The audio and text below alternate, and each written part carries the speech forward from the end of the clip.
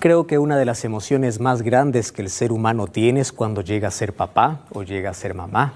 Es una emoción inmensa, se hace los preparativos con mucho tiempo y se espera ese día. Recuerdo que hace algunos años una pareja joven me invitó para que pueda ser partícipe del nacimiento de su primer bebé. Veía los ojos brillando de la pareja diciendo, hoy seremos padres, hoy seremos padres. Y mientras íbamos allí para el hospital, uno iba imaginando, ¿y a quién se va a parecer? Ya quiero tenerlo en mis manos, quisiera saber cómo son sus ojos, cómo es su nariz, cómo es su boca, etcétera, etcétera. La emoción era tanta. A mí me llevaron porque ellos querían hacer algo especial. Al momento que nazca el niño, ellos querían que pueda hacer la primera oración por ese niño allí en el mismo hospital. Fue un momento emocionante, era la primera vez que yo participaba de un evento tan importante como este. Yo era un amigo de esa familia, así que durante toda la noche casi esperé la llegada de este niño. A eso de las 3 de la mañana llegó este niño y la emoción del padre cuando tenía allí entre sus brazos, así casi con lágrimas en los ojos, me decía, pastor, mire, ¿acaso no se parece a mí? La verdad yo trataba de encontrar por allí algunas semejanzas, pero era tanta la ilusión, la emoción del padre que yo le decía, sí, es muy parecido a ti. Sabes, los padres se emocionan mucho y hay una de las cosas que les emociona a todo papá y a toda mamá. Es porque encuentran siempre en aquel hijo, en aquella hija, algunos rasgos de ellos. Más de uno me dijo, pastor, este hijo parece que fuese mi copia fotostática, es tan idéntico, es tan parecido a mí.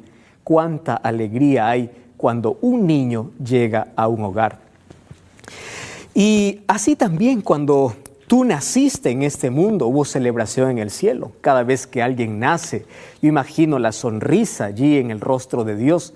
Porque en el libro de Génesis capítulo 1, versículo 26 dice que Dios hizo al hombre a imagen y semejanza. Si los padres hoy se emocionan al ver a su hijo que tiene ciertos rasgos y ciertas características de ellos, cada vez que hay un nacimiento en esta tierra, también hay gozo en el rostro de Dios, porque quien creó al primer hombre todavía sigue celebrando al ver que allí en esa criatura está la imagen y semejanza de Dios. Por eso David decía, tus manos, Señor, me tejieron mientras yo estaba aún en el vientre de mamá. ¡Qué extraordinario parecerse! ¡Qué extraordinario tener algunos rasgos y características de Dios en nuestra vida! Tú no eres descendiente de un animal, no, tú eres hijo de Dios. Ahora, es interesante que cuando Dios creó al hombre, lo creó perfecto, a imagen y semejanza de él. Lamentablemente vino el pecado para desfigurar esa imagen perfecta de Dios en el ser humano. Lo desfiguró por completo.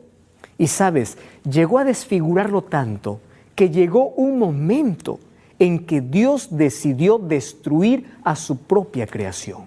¿Pero por qué lo hizo? La respuesta yo la encuentro en el libro de Génesis, el capítulo 6, versículo 5. El texto dice así: vio Jehová que la maldad era mucha sobre la tierra y que todo, ojo con esta expresión, todo designio de los pensamientos del corazón de ellos era de continuo solamente al mal. ¿Sabes cómo me llena de tristeza esta expresión? Porque es más o menos lo que ocurre en nuestra generación actual. Todo pensamiento, el resultado de la inmoralidad, de la violencia y de todo lo que nosotros vemos hoy, es la consecuencia de haber sacado a Dios de la mente, de haber sacado a Dios del corazón. Esta generación se corrompió tanto que en su corazón no había espacio para Jesús. Y cuando no hay espacio para Dios en tu vida, solamente hay inmoralidad, solamente hay perversión, solamente hay violencia, solamente hay pecado, hay maldad. Y eso ocurrió con esta generación. Ahora, esta generación se abandonó al placer, se abandonó a sus propios deseos pecaminosos. Esta fue la generación que hacía lo que bien le parecía y no tenían el temor de Dios. Una de las corrientes que ha llevado, filosóficas, que ha llevado a miles de jóvenes hoy a autodestruirse, es el hedonismo. Si eso me causa placer, yo lo hago. No importa si hay moral o inmoralidad, no importa si hay principios o si hay reglas, si eso me da placer, si eso me gusta, yo lo voy a hacer. ¿Sabes? La generación del cual habla Génesis capítulo 6 era la generación que era llevada por el placer, llevada por su gusto.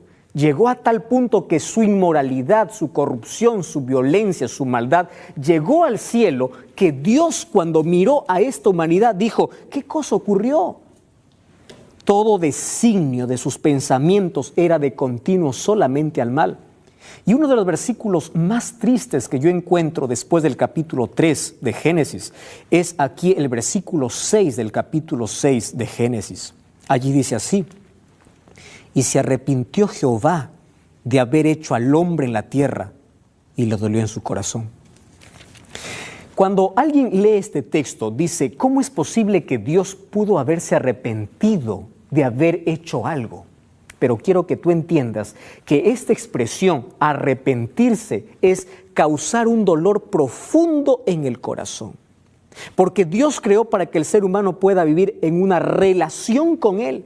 Pero el ser humano había dado la espalda a Dios y había sacado a Dios de su vida. ¿Y cuál era el resultado? Estos seres humanos estaban muertos espiritualmente.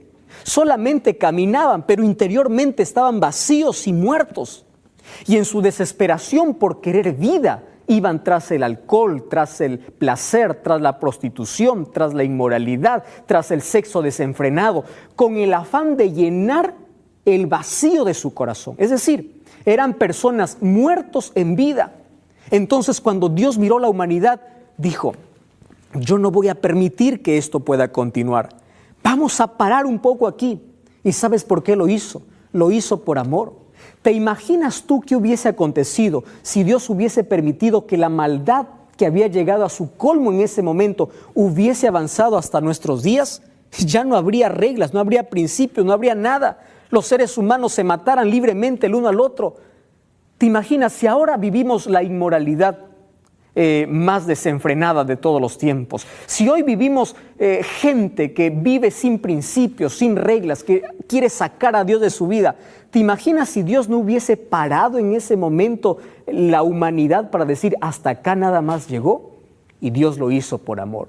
Más o menos ocurre como cuando tú vas al médico y descubres que una herida ha formado aquí gangrena, allí en la mano o en el dedo, y el médico te dice: mira, si tú no quieres perder toda la mano, tienes que cortar el dedo. Ahora te pregunto, ¿qué prefieres? ¿Cortar un dedo o cortar toda la mano después? Es preferible cortar un dedo. Entonces Dios, por amor, dijo: yo voy a parar esto aquí y voy a exterminar todo lo que yo he creado hasta el momento, porque ellos ya me sacaron de su vida. Y esto no es venganza, querido. Esto es amor de Dios, porque esta gente vacía se estaba matando día a día, se estaba suicidando. Entonces Dios, por amor, dijo: voy a hacer algo, voy a exterminar todo esto. Ahora, de todo ese capítulo me encanta un solo versículo, y es el versículo 8 del capítulo 6. Un solo versículo puede cambiar toda una historia.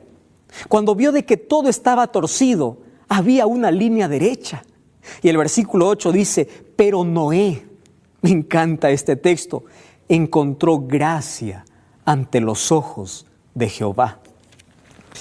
Es la primera vez que aquí se menciona la palabra gracia. Y de allí nosotros tenemos que entender qué significa gracia. Porque hay muchos que piensan así: gracia significa, yo encuentro gracia, Dios me da su gracia y puedo hacer lo que quiero. Yo puedo vivir sin reglas, al final Dios me da su gracia. No, querido. ¿Sabes qué significa encontrar gracia? ¿Sabes qué significa recibir la gracia de Dios? La gracia va acompañada siempre de la fe, y la fe va acompañada siempre de la obediencia. Cuando Dios encontró a Noé una persona recta, Dios decidió salvar a Noé. ¿Y qué cosa le dijo? ¿Sabes? En mi gracia yo te voy a salvar de esta destrucción. Pero ojo, mi gracia también significa que tú tienes que obedecer todo lo que hago. Hay muchas personas que dicen: yo vivo bajo la gracia de Dios, pero no obedezco a Dios. Tú no puedes separar la gracia de la fe. Por eso Efesios 2:8 dice: por fe y gracia vosotros sois salvos. La gracia de Dios vino sobre Noé y Noé estuvo dispuesto a obedecer todas las órdenes de Dios. No le dijo, bueno, ahora tú sálvate como quieras. No, le dijo, mira Noé, yo tengo un plan y tú vas a hacer un arca, pero no vas a hacer como tú quieras, vas a hacer como yo quiero, porque va a venir un diluvio. ¿Qué cosa es diluvio? Hasta ese momento jamás había llovido sobre la tierra. Al contrario, de la tierra subió un vapor para regar todas las plantas. Noé tuvo que creer en Dios, en algo que jamás había visto. Eso se llama fe. Pero también tuvo que obedecer el plan de Dios. Le dio la madera, le dio las medidas, le dijo qué hacer y él obedeció plenamente, porque la gracia te hace vivir en obediencia. ¿Me entiendes? La gracia no te excluye de la obediencia. Entonces, querido, cuando tú dices soy salvo por su gracia, entonces tienes que estar dispuesto a vivir una vida de obediencia a Dios. Eso hizo Noé. Ahora, yo quiero rescatar en este momento 3 cosas en la vida de Noé. Y para ello te quiero llevar al libro de Hebreos. El libro de Hebreos, el capítulo 11, el versículo 7. Dice así la palabra de Dios. Por la fe, Noé, cuando fue advertido por Dios acerca de cosas que aún no se veían, con temor preparó el arca para que pueda salvarse. Y por esa fe condenó al mundo y fue hecho heredero de justicia que viene por la fe. Número 1. Cuando recibes la gracia de Dios, la manera como recibes esa gracia, esa salvación, ese regalo del cielo, es mediante la fe. Y Noé fue un hombre de fe. ¿Qué significa ser un hombre de fe? No significa solamente creer en Dios, no, querido, porque probablemente toda la generación antediluviana creía en Dios, pero Noé fue algo más allá, dio un paso más. La fe no solamente te lleva a creer en Dios, sino a creer a Dios. ¿Entiende la diferencia? Te explico aquí. Una cosa es decir, yo creo que Dios existe. Otra cosa es decir, creo que Dios existe y yo creo a sus promesas. ¿Quieres para hacerte un ejemplo? Cada vez que encuentras una dificultad en la vida, ¿a dónde corres? ¿Corres a Dios o buscas ayuda en otro lado? Una cosa es decir creer en Dios y otra cosa es creerle a Dios.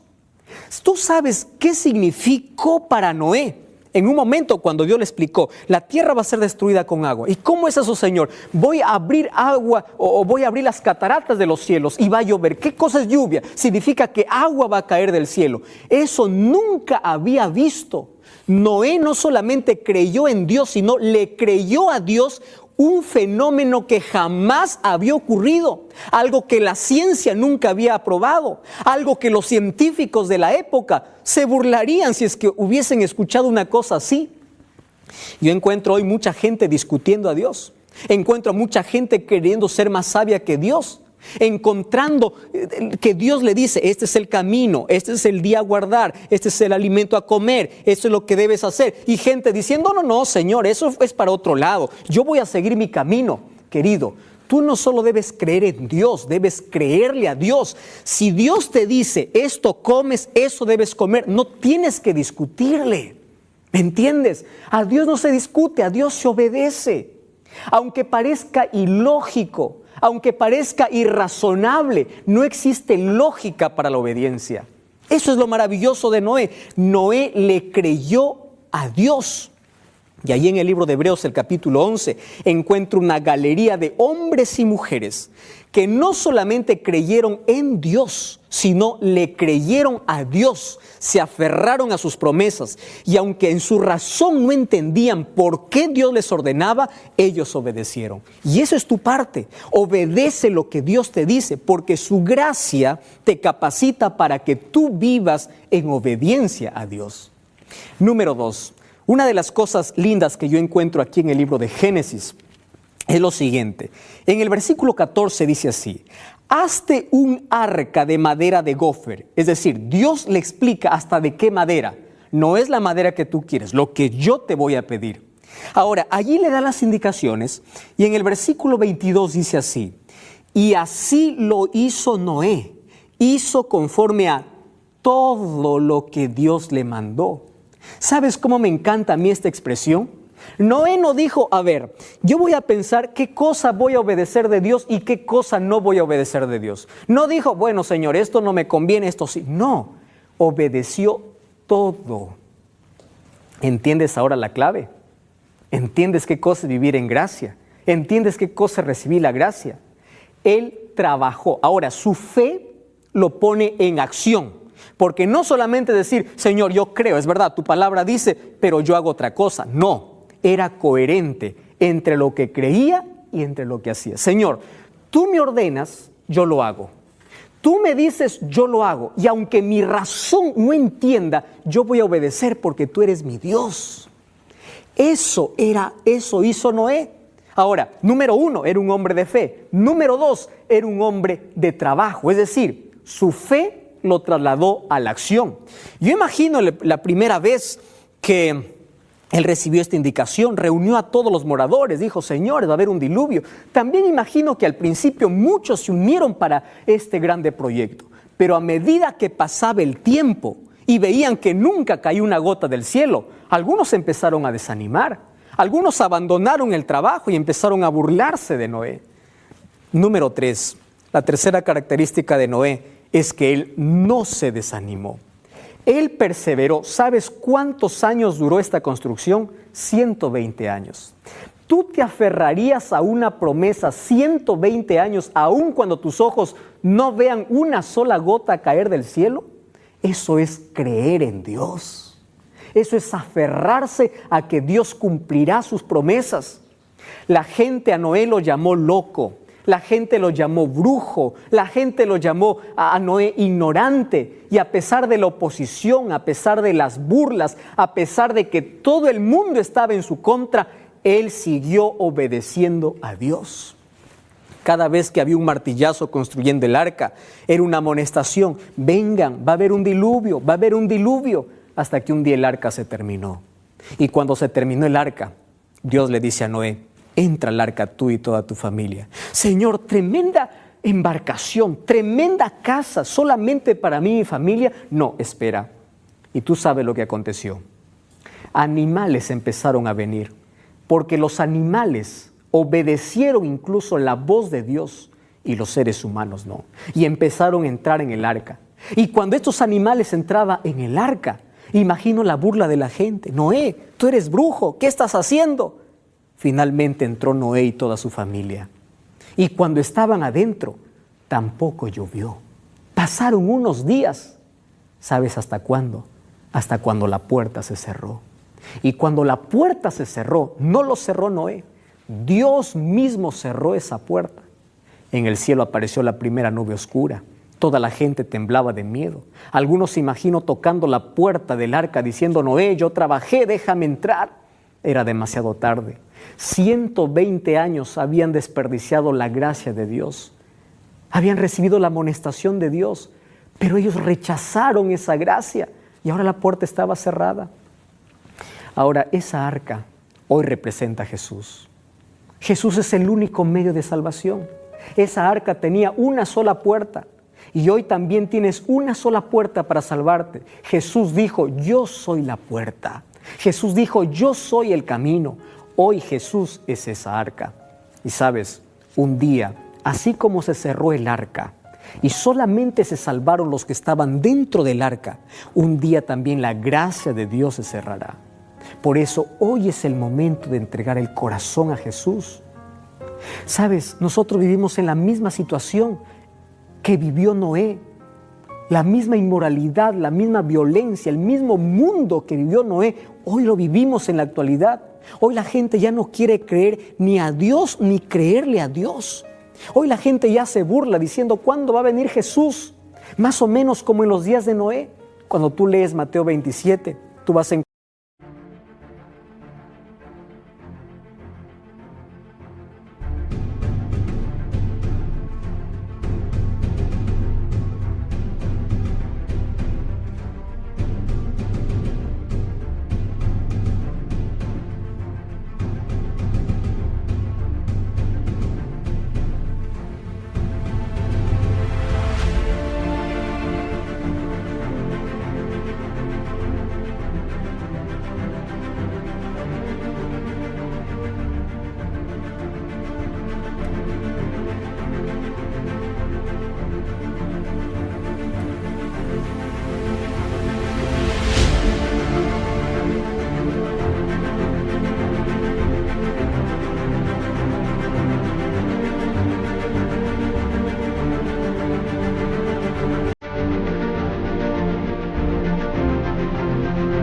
encontrar que Jesús dijo lo siguiente: así como en los días de Noé será la venida del Hijo del Hombre. ¿Por qué? Porque en los días de Noé había violencia, inmoralidad, desastre, había dolor, habían corazones vacíos.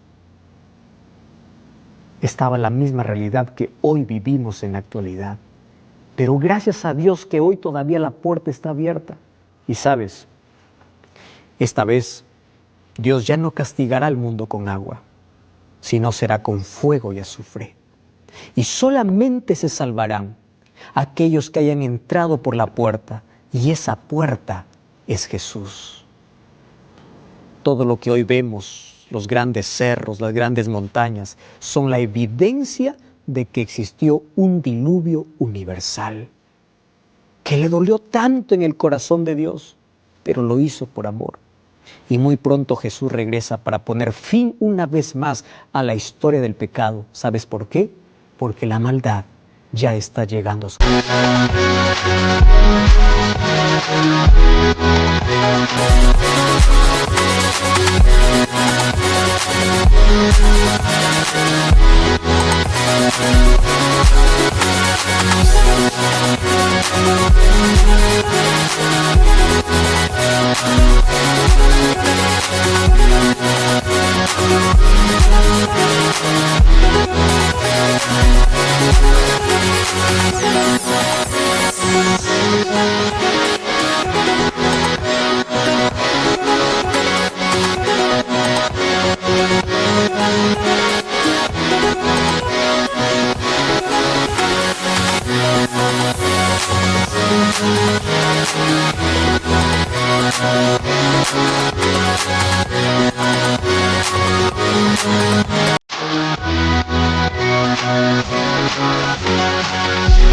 final.